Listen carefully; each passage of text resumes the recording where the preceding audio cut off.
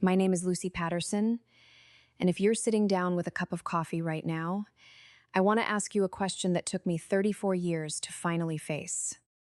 Have you ever realized that you weren't actually loved for who you are, but simply for how useful you could be to the people around you? It's a quiet, heavy realization. It doesn't usually hit you like a lightning bolt. It creeps up on you, until one ordinary afternoon, the illusion you've spent your entire life building just completely shatters. For me, that afternoon was a random Tuesday in September. I was standing in the produce aisle of the grocery store on 4th Street, holding a small wicker basket, carefully picking out heirloom apples. I was thinking about my family. I was thinking about my brother Mark's wedding, which was supposed to be happening the following month.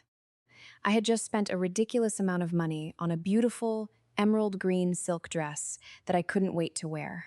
I felt like, for once, things were stable. And then I ran into my Uncle Victor. Victor has always been the quiet one in our family.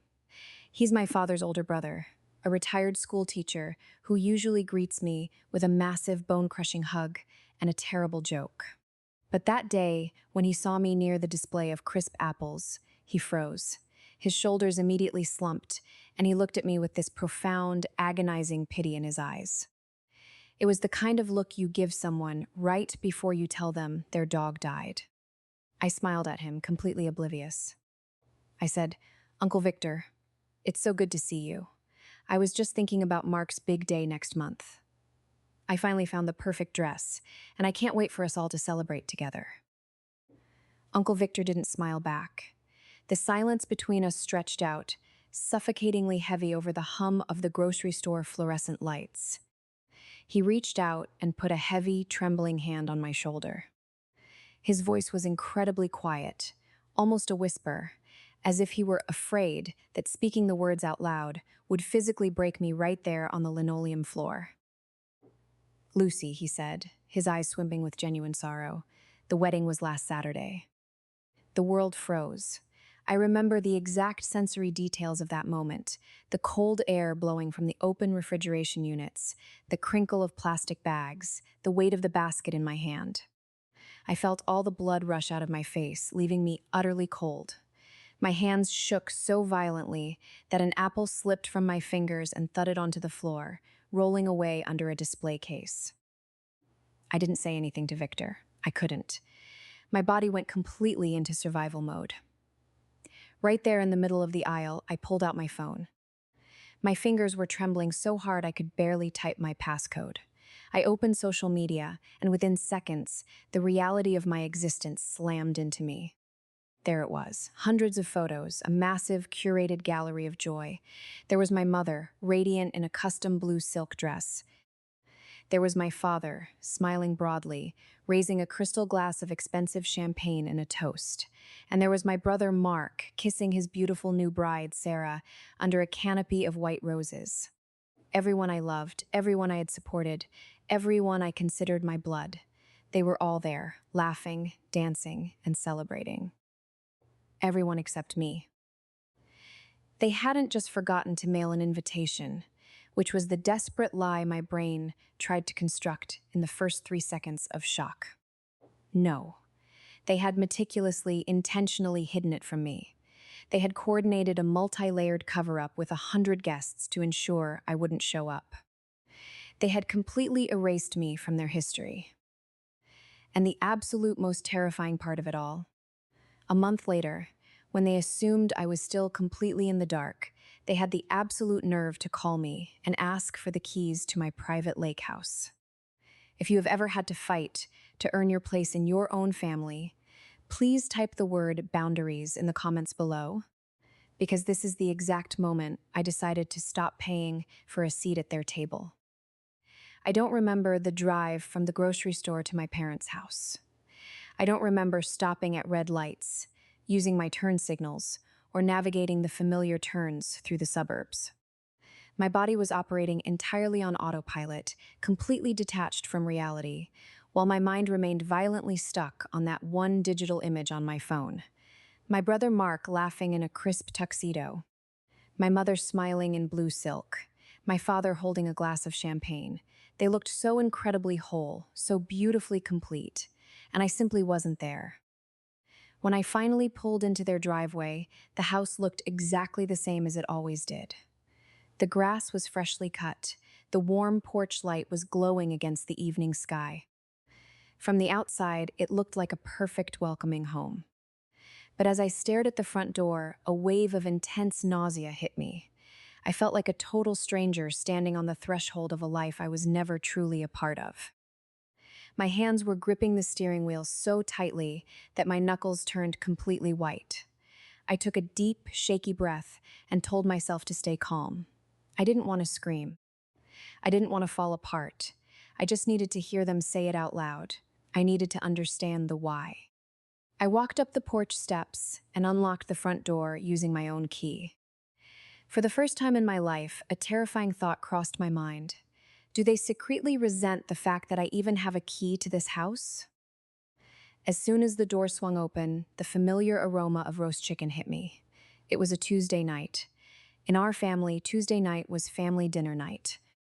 Usually, I was text blasted a dozen times by Monday afternoon reminding me to show up, mostly because I was the one expected to bring the expensive wine, pick up the cake, or grab whatever groceries my mother had forgotten. But tonight, my phone had been entirely silent. I walked down the hallway, my footsteps echoing quietly, and stepped into the kitchen. They were all there, my mother, my father, and Mark. They were sitting around the large, round wooden table, eating and talking. Mark was mid-law, gesturing with his fork at something my dad had just said. And then I walked in. The laughter didn't just taper off. It stopped instantly. It was a brutal, dead silence that slammed into the room like a physical wall. Forks froze halfway to open mouths. My mother looked up, her eyes going wide with shock, but there wasn't a single trace of happiness on her face. Instead, she looked profoundly annoyed. She looked exactly like an executive whose private, highly confidential meeting had just been rudely interrupted by a low-level employee. "Lucy," my mom said. Her voice wasn't warm. It was completely flat. "We didn't know you were coming over tonight." She didn't ask how I was doing. She didn't stand up to hug me. She didn't even offer me a plate. She simply stated a cold, hard fact, as if my presence were an administrative error. I stood by the edge of the refrigerator, feeling completely frozen from the inside out. I shifted my gaze to Mark. The moment my eyes met his, he looked away, suddenly finding his mountain of mashed potatoes incredibly fascinating. He couldn't even look me in the eye. "I saw the photos," I said. My voice was incredibly quiet, but to my surprise, it didn't shake. "I saw the photos of the wedding from last weekend." The silence stretched out again, heavy and suffocating. In that agonizing pause, a small, incredibly foolish part of me was still desperately waiting for a normal family response. I was waiting for someone to jump up from the table, drop their fork, and say, "Oh my God, Lucy, it was a horrible mistake. The invitation got lost in the mail. We tried to call you." I was waiting for them to cry. I was waiting for them to wrap their arms around me and fix the broken pieces. But none of that happened. My father carefully placed his fork down on the edge of his porcelain plate. He picked up his glass, took a slow, deliberate sip of his red wine, and looked at me with an incredibly tired, burdened expression. The exact look you give a dramatic child who is throwing a massive tantrum over a broken plastic toy. "It was a very small ceremony, Lucy," he said, his tone dripping with condescension, "extremely small and private." "There were over 100 people in those photos, Dad," I replied, my voice deadpan. "I saw our cousins from Ohio. I saw the next-door neighbors. I saw Mark's college roommate from 3 states away." "It all just happened very fast, sweetie," my mother added quickly, wiping the corner of her mouth with a linen napkin. "We really didn't want to overwhelm you. You've been so incredibly stressed with your corporate project management job lately. We know how intense you get when you're overwhelmed, and we did this for your own good."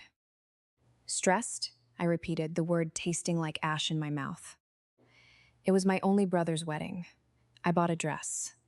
I asked all of you about the date 3 separate times last month, and every single time, you told me the venue hadn't been locked in yet. Mark finally looked up, his chest puffing out defensively. Look, Lucy, please don't start making a scene here. This exact reaction is precisely why we decided to do it this way. I felt like I had been violently slapped across the face. What on earth is that supposed to mean, Mark? You just bring a certain energy, Lucy, Mark said, waving his hand dismissively in the air, gesturing vaguely at my entire body. You're always so incredibly intense. You have this way of making absolutely everything about you and your standards. We just wanted a peaceful, easy day. We wanted it to be simple. I stared at him, and in that exact moment, a flood of memories rushed through my mind.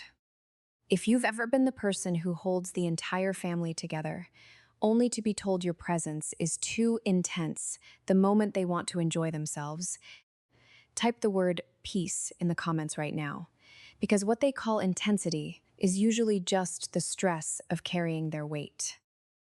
I stood there in that suffocating kitchen, staring at my brother, while the last 10 years of my life flashed before my eyes.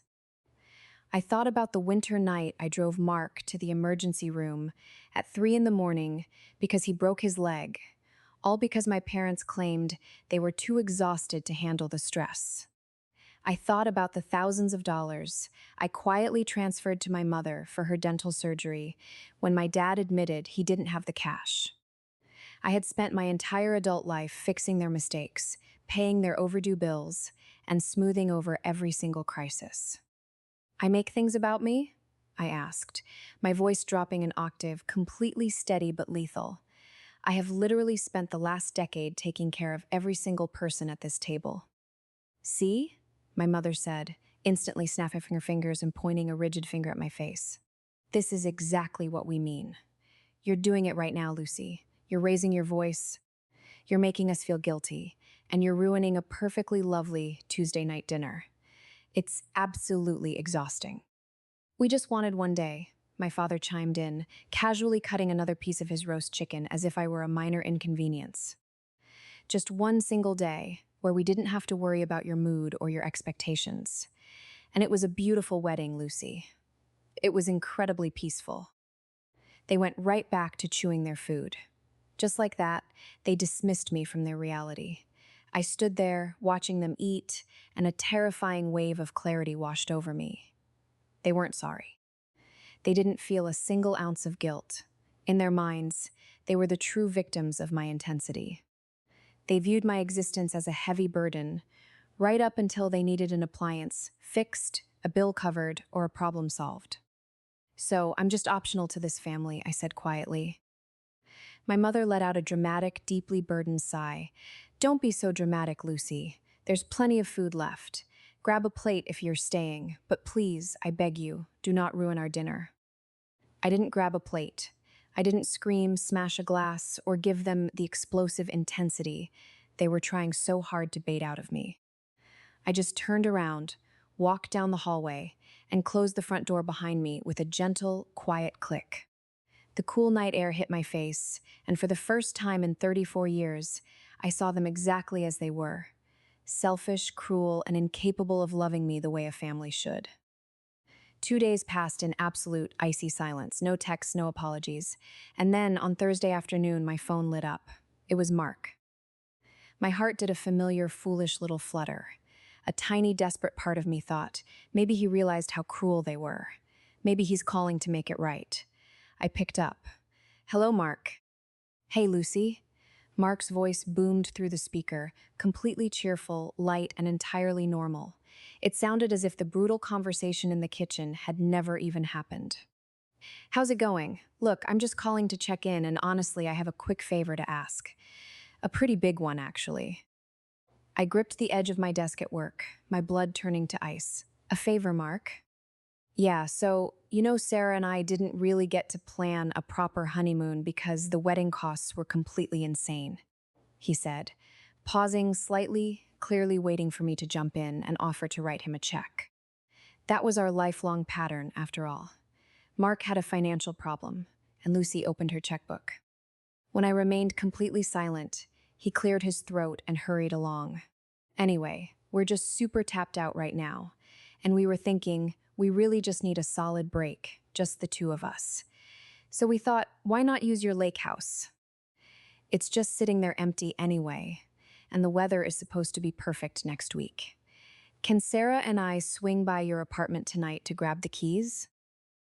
My brain legitimately struggled to process the sheer scale of his entitlement. He wasn't asking to borrow a cup of sugar or a lawnmower. He was asking for full access to my private sanctuary, the one asset I had spent my entire youth bleeding for, the place I went to escape the exact chaos his lifestyle created. You want to use my lake house? I asked, my voice dangerously flat. For your honeymoon? Yeah, it would be absolutely perfect. Mark chuckled, completely oblivious to the cliff he was walking over. Mom and Dad said it would be totally fine. They actually said you wouldn't mind at all. They told me it's technically family property anyway, so we should just use it to save money on a hotel. Family property. The words echoed in my ears like a physical blow.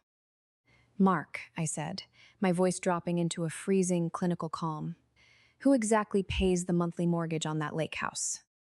I don't know, Lucy, he groaned, his tone instantly shifting into impatience. You handle all the bills and stuff. What's your point?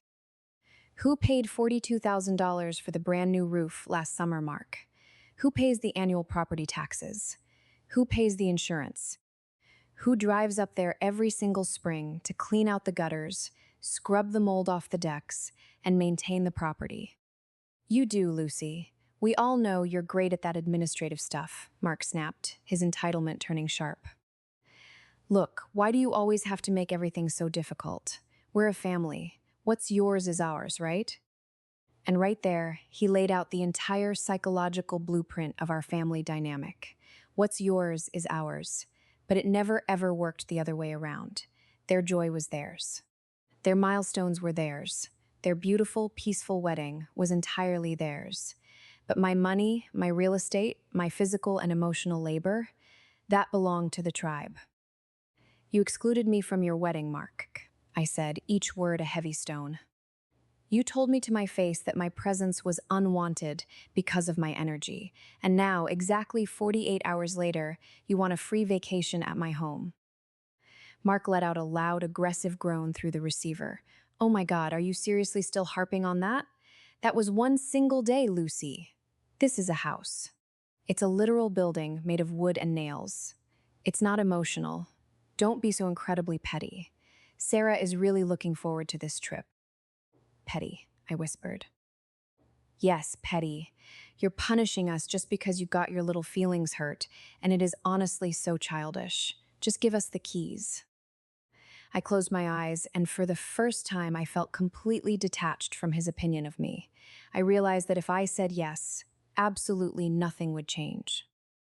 They would go to my lake, drink expensive wine on the deck I paid for, sleep in the beds I made, leave their trash for me to clean up, and continue to view me as an annoying, intense burden. I'm not being petty, Mark, I said softly. I'm just finally waking up. What does that even mean? It means I'm going to the lake house this weekend. I'm going entirely alone. You cannot have the keys, you cannot use the property, and you will need to book a hotel. Goodbye, Mark. Mom is going to be absolutely furious if you do this, Lucy. Mark barked, his voice dropping into a dark threat. She promised Sarah we could stay there. Then Mom can pay for your hotel room, I said, and I hung up the phone. My heart was pounding like a sledgehammer against my ribs as I sat in my quiet apartment, staring at the blank screen of my phone. I felt dizzy, almost intoxicated by the sheer weight of what I had just done. I had said no. For the very first time in my adult life, I had looked at their demands, drawn a hard line in the sand, and completely denied them access to my life. It was terrifying. I knew a storm was coming. My family didn't take boundaries well. They were used to a version of Lucy that bent until she broke, a Lucy that apologized for causing inconvenience by simply existing. But beneath that paralyzing layer of fear, there was a tiny, fragile spark of something new. A feeling of absolute weightlessness. I stood up, walked over to my bedroom closet, and pulled down my old canvas suitcase. I wasn't just going up to the lake house to escape the fallout or hide from their phone calls. No. Mark's words kept spinning around in my head over and over again. Mom and Dad said it's technically family property. They genuinely acted like they owned the place. They carried themselves with this absolute, unwavering arrogance, as if they were the true masters of the estate, and I was just the hired help who handled the unpleasant paperwork. I remembered signing the purchase documents a decade ago. I remembered the heavy weight of the pen in my hand, the dizzying numbers on the bank checks, and the endless monthly sacrifices I made in my 20s to keep those payments afloat.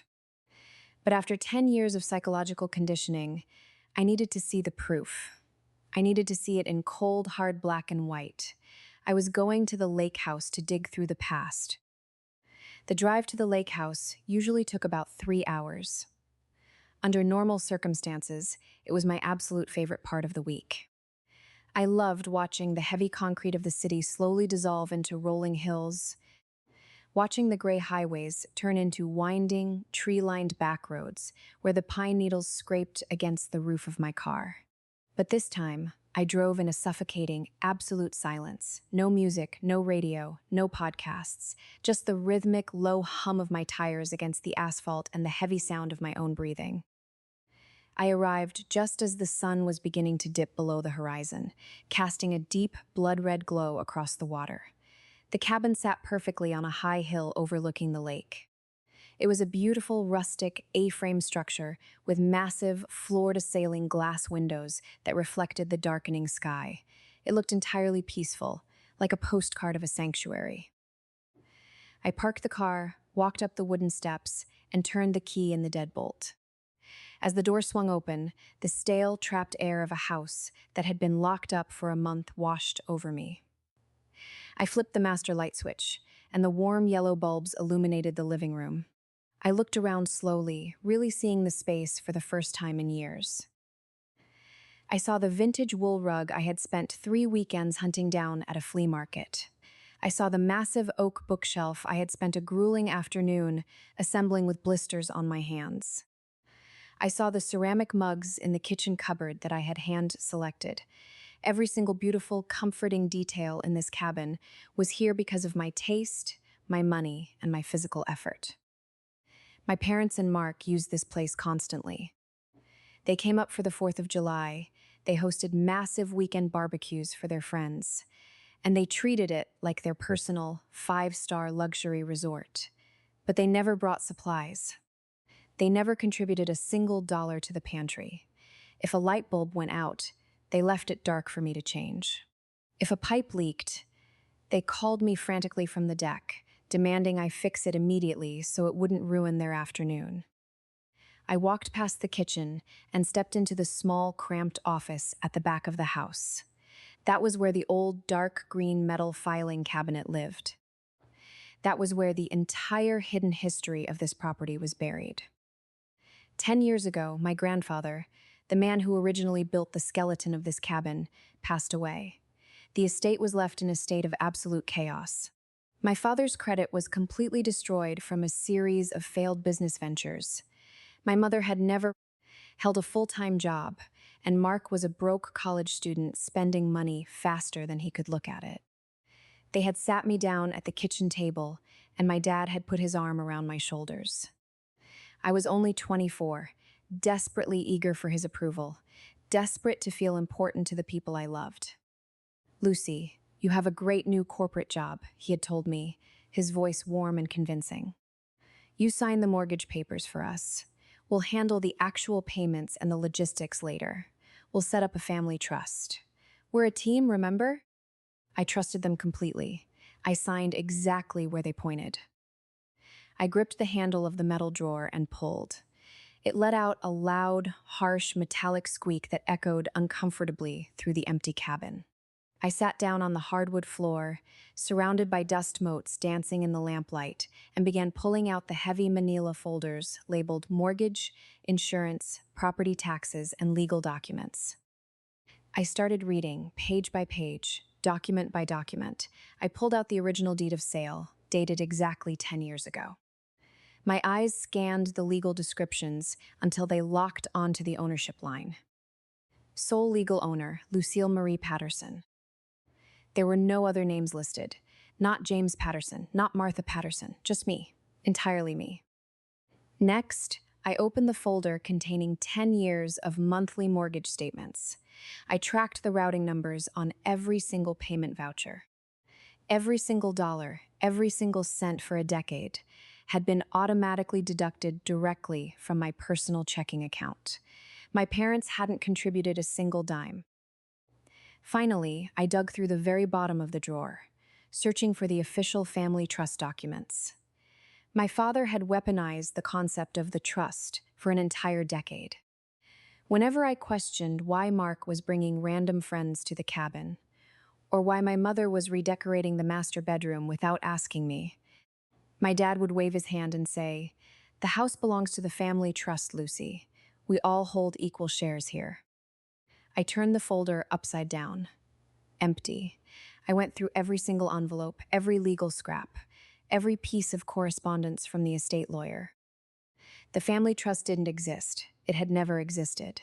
There were no papers filed with the state, no legal entities created, no shared shares. It was nothing but a calculated, psychological ghost story they had invented to keep me submissive, to make me believe I was just a temporary steward of their property, so I would never get any ideas about actually controlling my own asset. I sat back against the wooden desk, clutching the heavy deed to my chest, breathing heavily as a wave of hot, blinding anger washed over me. They had systematically lied to me for 10 straight years. They had let me shoulder hundreds of thousands of dollars in debt, while successfully convincing me that I didn't actually own a single piece of the floor beneath my feet. They had been incredibly generous with my life because they didn't respect my ownership. I stood up from the floor, my legs trembling slightly, and walked over to the large glass window. The moon was reflecting off the black, motionless water of the lake. Standing there in the dark, I realized I had been the absolute perfect victim for them. I was competent, I was financially solvent, and more than anything, I was completely desperate for their validation. I had paid every bill, repaired every broken roof, and smoothed over every family disaster, hoping that one day they would look at me and say, "Good job, Lucy. We love you." I had literally tried to buy my way into my own family, and it still hadn't been enough to get me an invitation to a wedding. I turned away from the window, looking down at the pile of papers strewn across the floor. I knew right then that I needed to stop acting like an orphaning daughter trying to please her parents. I needed to start acting like a landlord. I needed to start acting like a business owner. But I also knew I couldn't handle this storm entirely alone. If I tried to confront my parents with just my voice, they would gaslight me into oblivion. They would cry. They would call me insane. And they would tell me I was misremembering my own childhood. I needed real armor. I needed a professional shield. I took out my phone. It was nearly 10 o'clock at night. I fired off a quick text to my closest friend, Chloe. "I need help. It's really bad. Can we talk tomorrow?" Her reply came back within 3 seconds. "I'm awake. Call me right now." I sat down on the floor of the office, surrounded by 10 years of financial records, and I poured my heart out to her. I told her everything: the grocery store meeting with Uncle Victor, the horrific confrontation at the dinner table, Mark's casual phone call demanding the keys to my sanctuary, and the absolute fiction of the family trust. For the first time since this nightmare began, I actually let myself fall apart. I sobbed into the receiver until my throat felt completely raw and my chest ached. Chloe listened to every single word without interrupting me once. She let me completely empty out the grief. But when I finally went quiet, sniffling into the dark room, her voice came through the line, cold and incredibly sharp. "Lucy, listen to me very carefully," Chloe said. "Stop crying, right now. You are completely done being their doormat. Do you hear me?" "I know," I whispered, wiping my face with the back of my hand. "No, you don't know," Chloe countered sharply. You still think this is just an emotional family argument. It's not, Lucy. What they have done to you is textbook financial abuse. It is exploitation. You don't need a family meeting. You need a lawyer. You need to lock that property down completely before they try to forge your signature or do something desperate. She didn't give me time to argue. She gave me a name, Natalie Cruz. She told me Natalie was a ruthless estate lawyer who had handled her own complicated divorce. She doesn't play games, Lucy. Call her office the exact second they open in the morning. The next morning, I didn't show up at my project management desk. I called in sick for the first time in years. I carefully packed every single statement, deed, and bill from the filing cabinet into a heavy cardboard box, shoved it into the trunk of my car, and drove directly back to the city to meet with Natalie Cruz. Natalie was a sharp, intimidatingly composed woman with perfectly tailored clothing and minimalist glasses. She sat across from me at a massive mahogany conference table. She didn't offer me tea, blankets, or generic emotional sympathy. Instead, she asked for the raw facts. I laid out the contents of my box, the deed, the bank records, and the total lack of any trust filings. For 20 minutes, the only sound in the room was the crisp rustling of paper as Natalie's eyes flew across the pages. She made swift, precise notes on a yellow legal pad. Finally, she took off her glasses, leaned back in her leather chair, and looked straight at me. "All right, Lucy," Natalie said. "Here is the legal reality. You are the sole, uncompromised owner of that lake house. There is zero legal ambiguity here. Whatever verbal agreements or trust stories your family has spun over dinner are completely meaningless in a court of law. It simply doesn't exist." I let out a massive breath that felt like it had been trapped in my lungs for a decade. "So, they can't take it from me?" "Legally, no," Natalie said, her expression turning serious. "But we have a real problem. By letting them use the cabin freely for 10 years, you have established a precedent of tenancy. If you want to keep them out permanently without a massive legal headache, we have to handle this formally. We need to issue a formal cease and desist letter. We need to explicitly state that any unauthorized entry is legal trespassing. You need to change the deadbolts immediately, and you need to install security cameras on the perimeter." I flinched slightly. That feels incredibly aggressive, Natalie. They're still my parents." Natalie leaned forward, her eyes locking onto mine with an intense, unyielding clarity. "Lucy, these people deliberately hid a milestone wedding from you.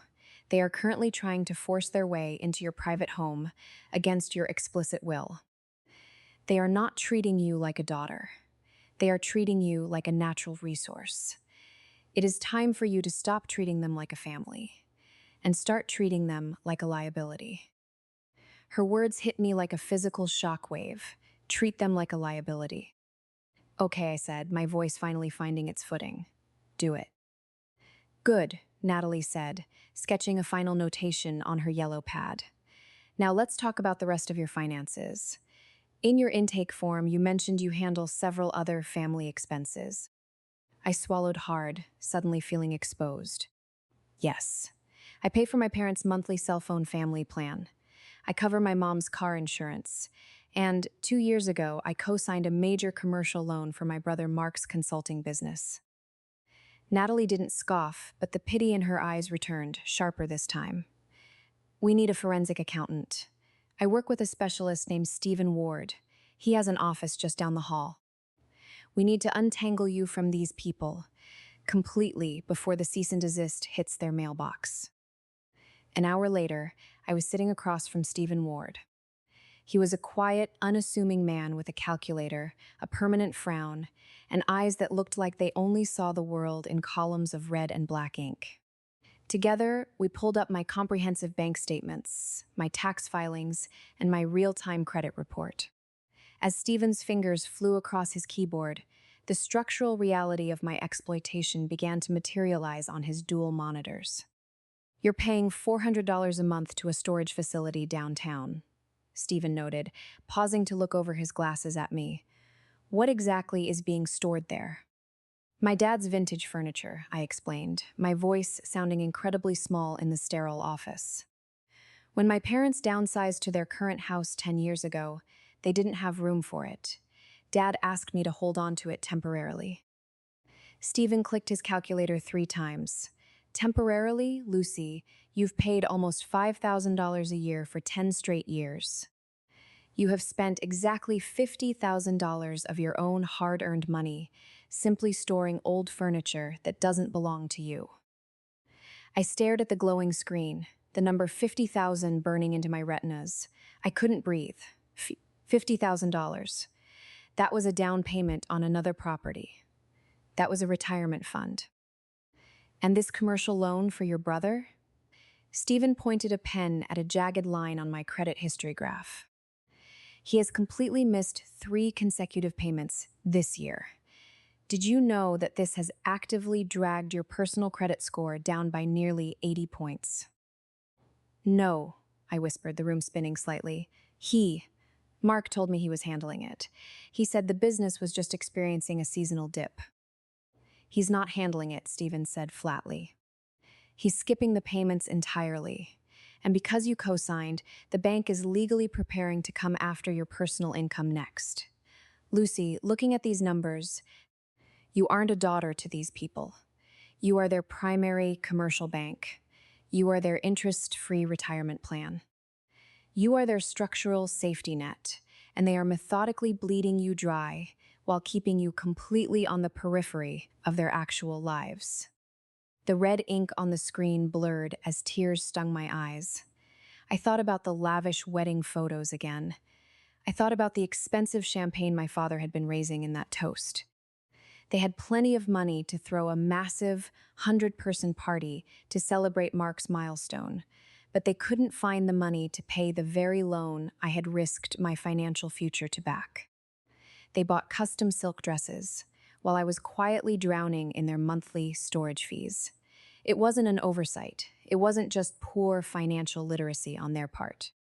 It was a highly coordinated execution of absolute entitlement. "Stop it," I said. My voice was trembling violently, but as I looked up at Stephen, a cold, unyielding iron settled deep into my chest. "Stop all of it, right now." "We can draft the formal letters today," Stephen nodded, his expression softening just a fraction. "We will remove you as an authorized user and primary payer on their accounts. We will formally notify the commercial bank that you are refusing to renew or extend the co-signing agreement when it lapses next month. But you need to understand, Lucy, this is going to get incredibly ugly, incredibly fast. They are going to lose cellular service. They are going to receive immediate, aggressive phone calls from corporate debt collectors. Their lifestyle is going to hit a wall." I closed my eyes and pictured my mother's cold, annoyed face at the dinner table, telling me how much easier their lives were without my intensity. "Let them hit the wall," I said, opening my eyes. "Draft the papers, change the deadbolts on the lake house, cut off the phone lines, terminate the storage lease. I want completely out of their ecosystem." Just as I stood up to leave, Natalie stepped back into the room, holding a printed document. "Lucy, before you go, there's one more thing you need to see. While Stephen was running your financial audit, I requested an archive search on your grandfather's original estate correspondence. Your Uncle Victor provided me access to his historical email chains from 10 years ago." She slid a single piece of paper across the mahogany table. It was a printout of an email sent from my father to my mother, dated exactly 2 weeks after my grandfather's funeral. The subject line read, "The Lake House Problem." I picked it up, my hands completely steady now, and read the words my father had written in the privacy of his entitlement. "Victor says we can't qualify for the mortgage on the cabin. My credit is too shot from the latest venture, but I have an idea. We can put the whole thing in Lucy's name. She's got that new corporate job, and she's so incredibly eager to please us. We'll just tell her it's a family trust situation, so she doesn't get any wild ideas about actually controlling the property. We'll let her pay the monthly nut, and we'll keep the keys. It's a win-win. We get the resort, and she gets to feel important to the family." I read that phrase 3 times. She's so incredibly eager to please us. We'll let her pay the monthly nut. She gets to feel important. It was a blueprint. My entire adult life, my sacrifices, my devotion, my anxiety, it had all been mapped out by my own parents as a corporate strategy to extract wealth from their own child. They had looked at my love for them and saw a financial vulnerability to be exploited. "Natalie," I said, my voice so quiet it barely disturbed the air in the room, "send the letters today." It was a Tuesday morning, exactly 3 days after I had authorized Natalie and Stephen to dismantle my family's financial lifeline.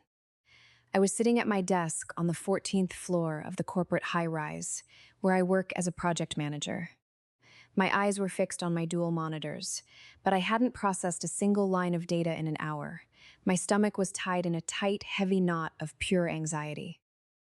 I knew the letters had been delivered. Stephen had officially canceled the premium family cell phone plan. He had terminated the storage unit lease and formally notified the commercial bank that I was withdrawing my backing from Mark's defaulting business loan.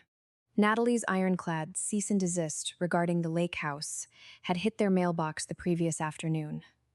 I was sitting in the quiet before the storm, waiting for the inevitable explosion. At exactly 10:15 a.m., the landline phone on my desk rang. It wasn't my cell phone. It was the internal line connected directly to the security desk in the main lobby downstairs. I picked it up, my heart instantly leaping into my throat. "Lucy Patterson." "Miss Patterson, this is David down at the front desk," the security guard said, his voice unusually strained. "I have 3 individuals down here demanding to see you. They claim they are your immediate family, and to be completely honest, ma'am, they are quite agitated.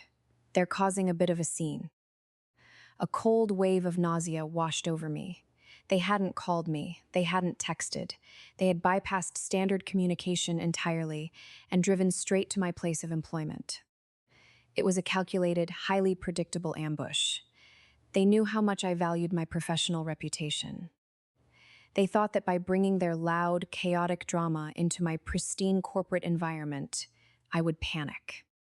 They assumed the old, terrified Lucy would rush down the elevator, swallow her pride, and give them absolutely whatever they wanted just to make them stop embarrassing her in front of her colleagues. That was the old Lucy. But the woman sitting at this desk today had a paper trail in her safe. "I am not expecting any visitors today, David," I said, my voice incredibly steady, sounding far braver than I actually felt. "Please inform them that I am currently in an important meeting and cannot come down to the lobby."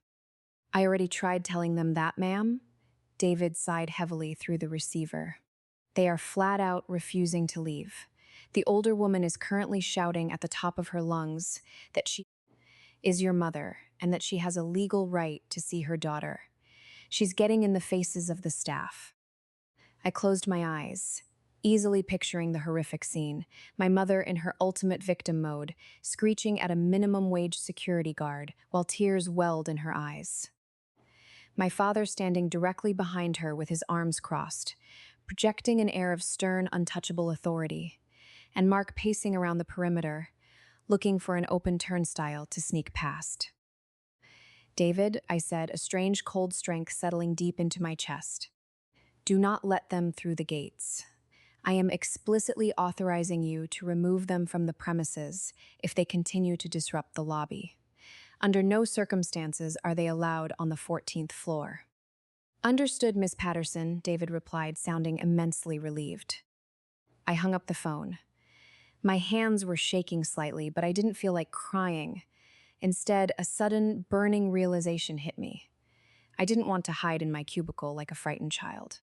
I wanted to see it. I wanted to watch them finally hit a wall that my money couldn't dismantle. I stood up, smoothed down my blazer, and walked deliberately toward the elevator bank. I pressed the button for the ground floor. The moment the elevator doors slid open into the massive, echoing marble lobby, the raw noise hit me. "This is absolutely ridiculous," my mother's voice shrieked, bouncing off the high glass ceilings. She was leaning over the mahogany security desk, her face flushed a dark, angry red. "She is my daughter. You cannot keep a mother from her own child." Ma'am, you need to step back behind the perimeter line right now, David was saying, his massive frame standing unyielding between my mother and the secure elevators. My father was pointing a rigid, threatening finger at another guard's chest. Do you have any idea who I am? I am her father. I demand to speak to your facility manager this instant. Mark was standing near the heavy glass revolving doors, his face twisted in a desperate, frantic sneer. He was the first one to lock eyes with me as I stepped out into the open space. He instantly pointed a finger. There she is. My mother whipped around, her eyes locking onto me with an absolute predatory intensity. There wasn't a single ounce of maternal love or concern in her expression. She looked like a landlord who had just discovered her tenant had locked the cash box. She marched aggressively toward the row of electronic security turnstiles, but as she reached them, the heavy glass barriers remained firmly closed. For the very first time in my entire life, there was a physical, unyielding barrier between me and my family. They literally couldn't touch me. I walked up to the secure side of the turnstiles, stopping exactly 2 inches away from the glass. I stood there completely tall, completely silent, and completely calm. Lucy, my mother screamed, her voice cracking with rage. All across the lobby, the busy corporate world ground to a sudden halt. Executives in expensive suits stopped mid-stride. Project managers and interns turned around to stare. Under normal circumstances, I would have died of absolute shame right there on the floor. But today, looking at them through the glass, I felt completely detached. I felt like I was looking at animals through a thick layer of zoo partition. What is the absolute meaning of this? My father barked, stepping up to the barrier, his face contorted in anger. Our cell phones were shut off on Monday. The bank called Mark's office this morning, saying you completely pulled your backing on his commercial loan. Are you losing your mind? I'm not losing my mind, Dad, I said. My voice was quiet, almost a whisper, but in the sudden, dead silence of the corporate lobby, every single person heard me clearly. I'm just completely finished. Open this gate right now, Lucy, Mark shouted, slamming his palm against the top of the silver turnstile. Sarah and I drove all the way up to the lake house yesterday with a car full of groceries, and our keys didn't work. Do you have any idea how deeply embarrassing that was for my wife? You changed the locks. It's my house, Mark, I replied, staring directly into his shifting eyes, and I didn't invite you. We are your family, my mother wailed, her fingers desperately grabbing the metal bars of the security gate, shaking them like a caged prisoner. How can you possibly be so incredibly cruel to us after absolutely everything we have done for you over the years? I looked at her, and then I looked at my father.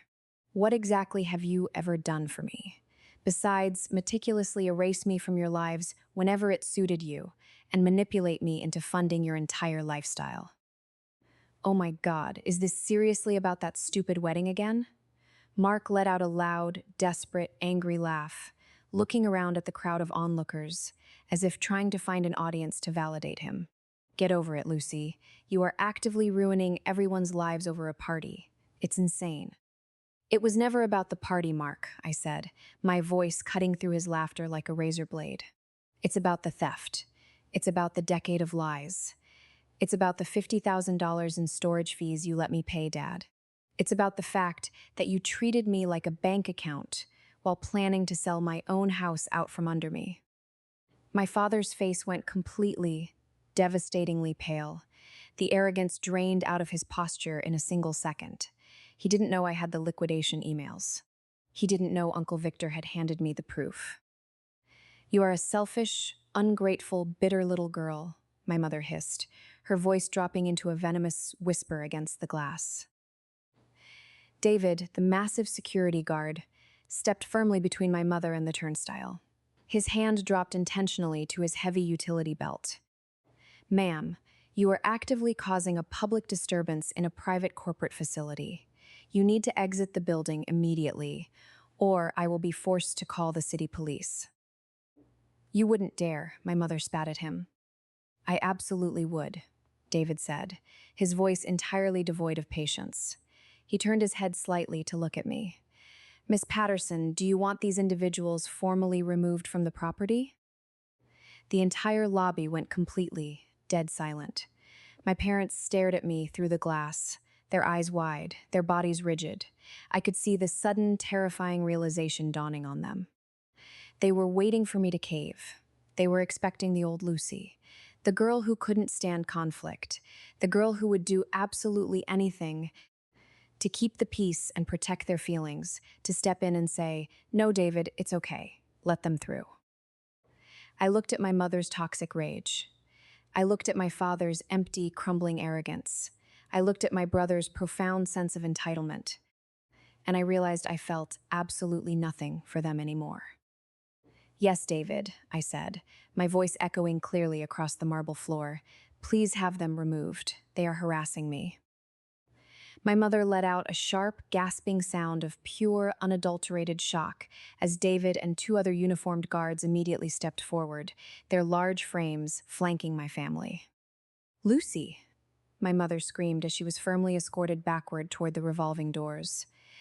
"You will regret this. You will come crawling back to us when you're entirely alone." "I don't think so," I said quietly. I turned my back on them. I walked away from the glass barrier and stepped back into the open elevator. As the heavy metal doors slid shut, completely cutting off the distant, fading sound of my mother's screeching voice, I caught a glimpse of my reflection in the polished steel wall. I didn't look like a victim anymore. I looked like a woman who had just successfully survived a war. The fallout from the office lobby incident didn't happen all at once. Instead, it was like watching a poorly built tower slowly crumble into the dirt. Once Stephen cut off the cash flow, the raw, unvarnished reality of my family's financial situation caught up with them at lightning speed. The first thing to go, predictably, was their cellular service. I had canceled the lines on a Monday morning. By Tuesday afternoon, I had 12 missed calls on my dedicated corporate work line from a completely random, unlisted number. I didn't answer a single one of them. Then came the storage unit. Exactly 30 days after I officially stopped paying the bill, the facility managers fired off a certified notice to my parents' home address, stating that if the outstanding balance wasn't settled immediately, the entire contents of the unit would be put up for public auction. My mother left me a frantic, screeching voicemail from a payphone. Her voice was incredibly shrill, bordering on hysterical. "Lucy, they are actively threatening to sell your grandmother's antique dresser. How can you possibly sit there and let this happen to your own family history? Send the money right now." I didn't send a single penny. I simply deleted the voicemail and went back to my work. But the absolute biggest blow was Mark's business loan.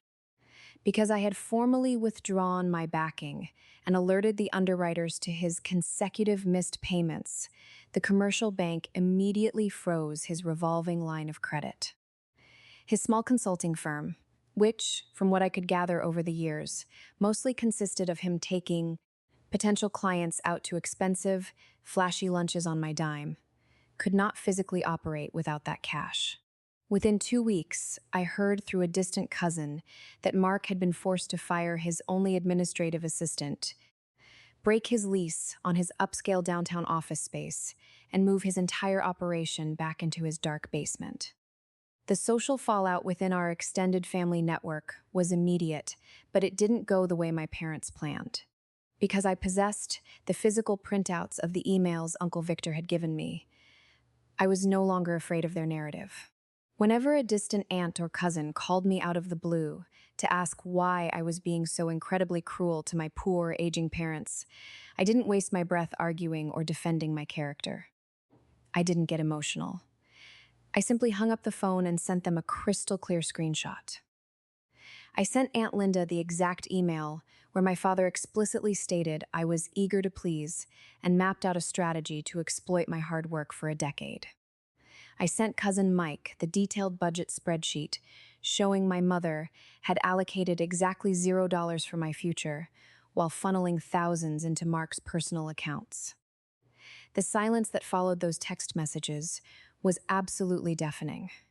One by one, the people who had blindly validated my parents started to pull away. The cousins from Ohio quietly canceled their planned visit for Thanksgiving. The next-door neighbors stopped waving across the lawn. The truth travels fast in a small town, but documented proof travels infinitely faster. 3 weeks after the ambush in my office lobby, my parents' personal attorney attempted one final, incredibly desperate move. He sent a formal, threatening letter to Natalie Cruz's office, stating that my parents were actively preparing to sue me for elder abuse, intentional infliction of emotional distress, and breach of verbal contract. When Natalie called me into her office to show me the document, she actually laughed out loud. "This is an absolute joke, Lucy," she said, tossing the paper onto her desk. "They have absolutely no case. You have zero legal obligation to support grown adults, and we possess overwhelming, unyielding evidence of their intent to commit financial fraud against you. If they are foolish enough to actually file this lawsuit, we will immediately countersue them for every single dollar you spent on that storage unit and the maintenance of your property. We will completely destroy them in an open court of law." Natalie didn't wait for them to make the first move. She drafted a response that was exactly 1 page long. It listed the precise, audited total of every single dollar I had given them over the last 10 years. A staggering sum of over $200,000, including the lake house mortgage payments. Attached to the back was a copy of the email Uncle Victor had preserved. The letter concluded with a single, devastatingly simple sentence. "Miss Patterson is fully prepared to forego recovering these stolen funds strictly in exchange for a permanent, legally binding severance of all contact. If you choose to pursue legal action, we will seek full repayment to the furthest extent of the law." We never heard from their attorney again. They couldn't afford a real legal fight, and they knew the truth would be exposed to the public. Their bluff had been called. Their power was completely gone. A month later, I received one final email from my father's personal account. The subject line read, "Let's talk. Lucy, enough is enough. We are family, and we cannot end things like this over money. Lawyers are expensive and completely unnecessary. Meet us at the park by the river this Saturday afternoon. Neutral ground. No shouting, just a normal conversation. Please do it for your mother's sake." I debated deleting it, but Natalie advised me that having a definitive, final closure might be the healthiest thing for my recovery. "Go," she told me, "but take a trusted witness and do not sign a single piece of paper." I asked Uncle Victor to come with me, and he agreed without a single second of hesitation. We met them on a bright Saturday afternoon. The park was absolutely packed with young families. Children were laughing on the swings, dogs were chasing tennis balls across the grass, and the world felt incredibly light and happy, which made the dark, heavy aura surrounding my parents feel even more oppressive. They were sitting together on a green wooden bench near the water. Mark wasn't there. It was just the two of them. They looked incredibly small. My father's shoulders were slumped forward, and my mother looked 10 years older than she had a month ago. When they saw me walk up, they didn't smile. Instead, their eyes locked onto Uncle Victor with an expression of pure, unadulterated hatred. "You brought a traitor," my father spat, his voice trembling as he glared at his brother. "I brought a witness," I corrected him calmly, keeping my arms crossed over my chest. I didn't sit down on the bench with them. I stood perfectly straight, looking down at them. "What do you want?" "We want our daughter back, Lucy," my mother wailed, her voice cracking as she reached out a thin hand to touch my sleeve. I took a deliberate step backward, completely out of her reach. "You never had a daughter, Mom. You had a high-yield checking account." "That is not true," she cried, tears instantly welling in her eyes. "We love you. We made a mistake with the wedding. It was a horrible mistake, and we are so incredibly sorry." "You aren't sorry you did it," I said, looking at her with total detachment. "You're just incredibly sorry you got caught. And you're sorry that the money stopped flowing." "We are truly struggling, Lucy," my father said, his voice dropping into a gruff, desperate pitch. The bills are piling up faster than we can open them. Mark is in severe financial trouble. We might actually lose our house. I know, I replied, my voice completely flat. I drove past your house last week. I saw the overgrown grass. So you're just going to stand there and watch your own parents sink into bankruptcy? My father snapped, his old anger flaring up for a brief second. After absolutely everything we gave you life, Lucy. You gave me life, I agreed softly. And then you charged me for it every single day until I turned 34. You have taken quite enough from me. You took my trust, you took my self-confidence, and you took my youth. We can fix this, sweetie, my mother pleaded, leaning forward desperately. Just unlock the lake house for us. Let Mark use it for a few weekends so he can clear his head. Help us with just a few months of his loan payments until he gets back on his feet, and we can go right back to normal, please. I looked at them, and a wave of profound pity washed over me. They still didn't get it. Even now, standing on the edge of ruin, they were still trying to bargain. They honestly believed that the price of my love, my presence, and my forgiveness was just a few more automatic bank transfers. No, I said. The single word hung in the crisp afternoon air like a lead weight. No access to the lake house, I continued, my voice firm and absolute. Ever again. I am changing the security codes and the deadbolts again next week, just to be certain. I have officially put the property on the luxury vacation rental market. Complete strangers will be sleeping in those beds, paying me market value. You will never set foot on that land again. My father's face turned a violent dark red, but he remained silent. No shared finances, I said. I am not paying your phone bills. I am not paying for the storage unit. If you want to save Grandma's dresser, you pay the lease yourself. If you can't afford it, let it go.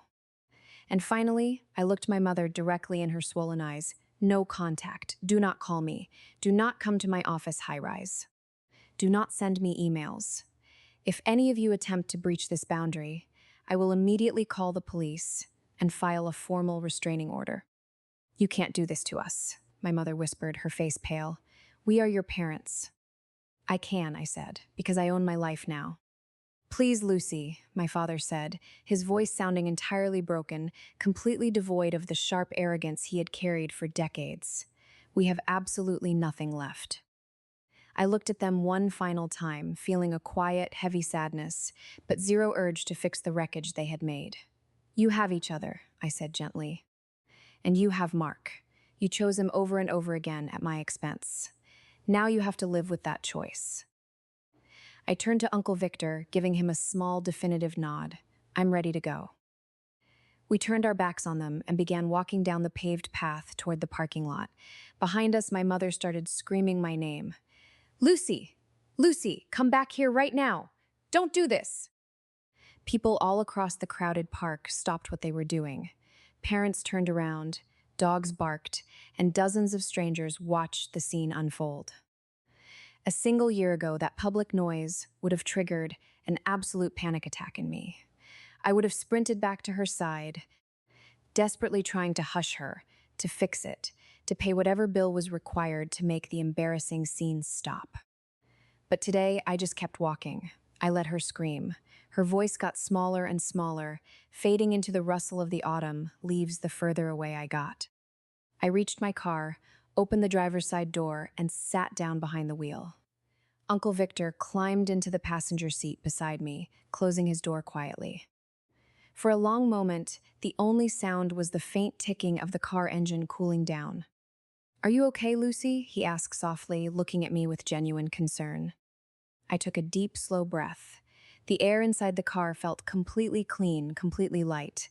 I'm not entirely okay yet, Uncle Victor, I said, a small, genuine smile touching the corners of my lips. But I am finally free. 6 months have passed since that afternoon in the park.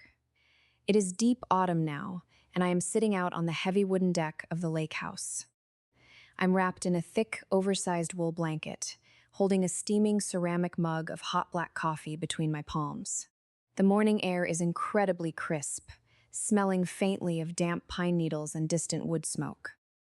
The lake in front of me is a perfect, unbroken sheet of silver glass, reflecting the vibrant orange, yellow, and deep red leaves of the surrounding forest.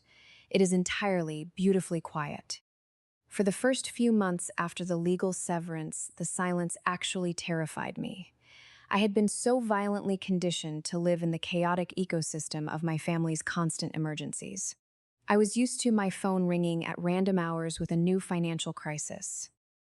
I was used to that permanent, heavy knot of anxiety sitting in the pit of my stomach, constantly wondering what they were going to extract from me next.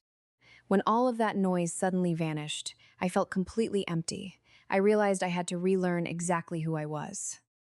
If I wasn't the family fixer, if I wasn't the perpetual provider, then who exactly was Lucy? I started going to a wonderful therapist who specializes in familial exploitation. I started spending my weekends building a chosen family. Chloe, Uncle Victor, and I meet up every single Sunday evening for family dinner. We cook together, we laugh until our stomachs ache, and we talk about books, careers, and old movies. Not a single person at that table ever asks me for money. Not a single person insults my energy or treats my presence like an inconvenience. I finally realized that true family isn't a matter of shared blood. Family is made up of the people who respect your humanity, protect your boundaries, and value you for who you are, not what you can do for them. I turned my head, looking back at the beautiful A-frame cabin behind me. It looks entirely different now. I hired a local contractor to paint the front door a vibrant, welcoming shade of crimson red. I completely threw out the old, dark wool rug my mother had forced into the living room and replaced it with a bright, minimalist one that matches my own style. And the second bedroom, the one Mark had aggressively claimed as his private suite whenever he wanted a free vacation, has been entirely cleared out. I turned it into a gorgeous, sunlit library filled with floor-to-ceiling bookshelves and a plush reading chair. I officially listed the cabin on a selective vacation rental platform for specific weekends throughout the year. It has been a massive success. The income it generates doesn't just cover the basic costs. It brings in more than enough to fully pay the annual property taxes, the insurance, and the ongoing maintenance fees. The house is completely paying for itself now. It isn't a financial drain on my income anymore. It is a thriving, sovereign asset. I haven't spoken a single word to my parents or Mark since that day at the river park. Uncle Victor told me recently that they were ultimately forced to sell their home to settle Mark's commercial debt. They downsized to a tiny, cramped two-bedroom apartment on the far, industrial side of town, and Mark had to take a full-time position working commission-based sales at a local car dealership. They are surviving, but they are finally facing the raw, unvarnished consequences of their own life choices. And it is completely, entirely none of my business.